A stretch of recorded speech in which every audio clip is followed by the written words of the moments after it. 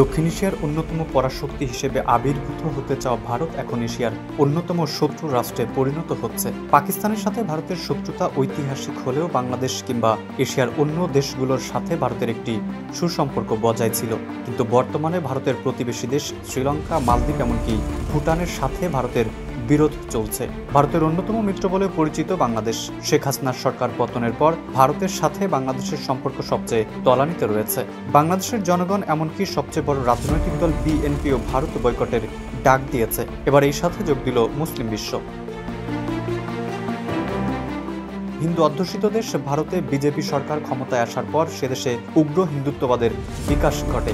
সেদেশে বসবাসরত মুসলিম সংখ্যালঘুদের ওপর অকথ্য নির্যাতন চালায় সব উগ্র হিন্দুত্ববাদীরা, যার খবর প্রায় শিরোনাম হয় বিশ্ব মিডিয়ায়। শেখ হাসিনার ক্ষমতা চুক্তির পর বাংলাদেশ নিয়ে একের পর এক মিথ্যাচার চালায় ভারতীয় গণমাধ্যম। Double million offer, Walton fridge কিনে পেতে পারেন 20 লক্ষ টাকা, রয়েছে কোটি কোটি টাকার নিশ্চিত উপহার। বিশ্বব্যাপী চালানো সব মিথ্যাচার আর প্রোপাগান্ডার সমালোচনা করছে বিশ্ব মুসলিম দেশগুলো। এর প্রেক্ষিতে শুধু বাংলাদেশ নয়, অন্যান্য মুসলিম দেশগুলো মুসলমানরা ভারতকে বয়কটের ডাক দিয়েছে। বিশেষ করে সংযুক্ত আরব আমিরাতে ভারতীয়দের ভিসা বাতিলের প্রবণতা বেড়ে গেছে। দেশটির সরকার ভারতীয়দের পর্যটক ভিসা একের পর এক বাতিল করতে শুরু করেছে। 10 ডিসেম্বর ভারতের গণমাধ্যম টাইমস অফ ইন্ডিয়া এক প্রতিবেদনে তথ্য প্রকাশ করেছে।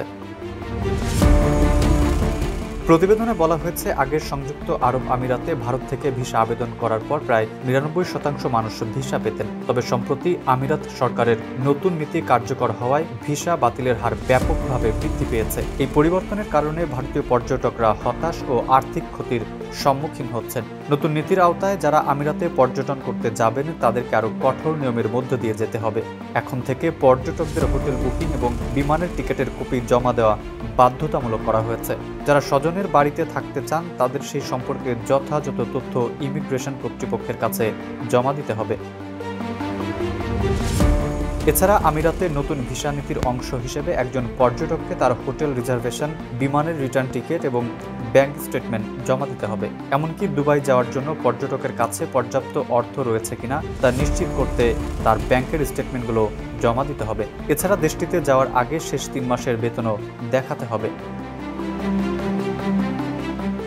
এই নতুন নিয়মে ভারতীয় পর্যটকদের জন্য ভিসা প্রক্রিয়া আরও কঠিন হয়ে পড়েছে এবং তারা আর্থিক ক্ষতির মুখোমুখি হচ্ছেন। ভারতের বিরুদ্ধে মুসলিম বিশ্বে উত্তেজনা ও বয়কটের কণ্ঠস্বর বৃদ্ধি পাওয়ার ফলে আন্তর্জাতিক পরিপ্রেক্ষিতে দেশটির ওপর নতুন চাপ তৈরি হচ্ছে।